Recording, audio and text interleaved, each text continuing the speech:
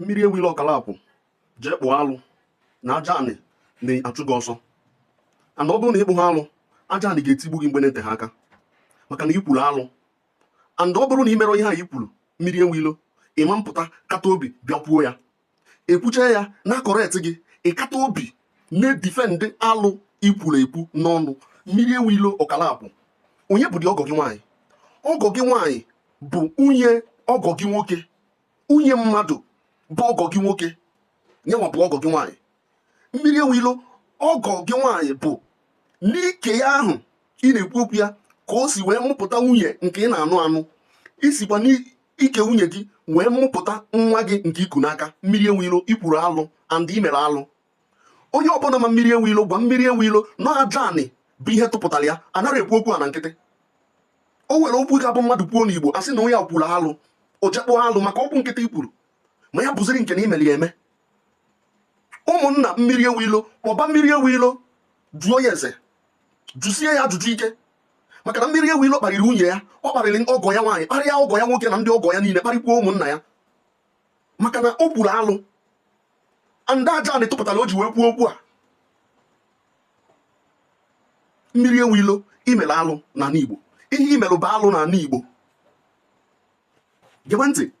In Igbo tradition, having sexual relation with an in-law is strictly forbidden and regarded as a serious taboo, often considered an abomination. Nsọ ana. Mmiri ewilo imelụ nsọ ana. Andọ ana bụ ihe tụpụtara gị iwe kwuo okwu a ikwuru wee kata obi wee na-edifend ya. Mmadụ dị ndụ ekwesịrị ịnara gị ihe iji n'aka wee rie maka na imere alụ.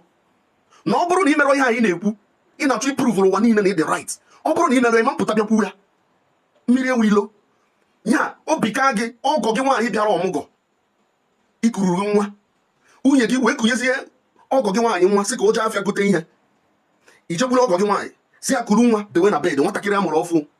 Ijegburu ọgọ gị nwaanyị, obi aka gị mmiri ewilo, ịtọpụ ọgọ gị nwaanyị akwa, ịfụ ọtọ ọgọ gị nwaanyị wee kata obi wee were ihe iji bụrụ nwoke wee tinye n'ike ọgọ gị nwaanyị. Ịkata obi mmiri ewilo na-asị na ọ bụla alụ, na-asị na imelụ ha na. Mmiri ewilo jee kpụọ alụ. Na anyị niile bụ ndị Igbo. Jee kpụọ alụ na aja anị bụ ihe tụpụtara gị, ikwuwala ọnụ, imewala ọnụ, ịkparịrị nwunye gị, kparịa ụmụ gị, kparịa ndị ọgọ gị na ụmụnna gị. Gekwe ntị mmiri ewilo. Here are the key aspects regarding this issue in Igbo culture. Abomination bụ nsọ ana.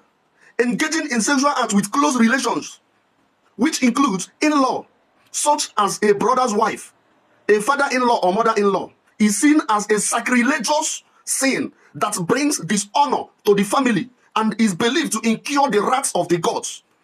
Mmiri ewilo, the gods is against you. Ọ ha wabihe tụpụtara gị kwuo okwu a. Okwu a ikwuru adịrị ọdịnarị jee kpụọ alụ, chọba ndị nshi. Chọba ndị nshi. Mmadụ dị ndụ ekwesịrị ịdị na-ege ihe ị na-ekwu n'ọnụ kịta maka na ị merụrụ ana.